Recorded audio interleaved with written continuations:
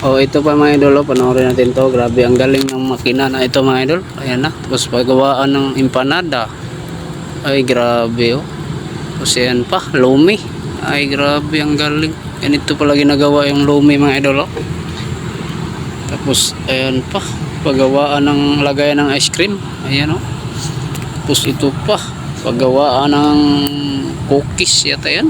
Ay, grabe. Tapos ito pa, tinapay. Grabe, ang lupit talaga ng mga machine doon sa ibang bansa mga idol, oh. Tapos ito pa, ay grabe, oh.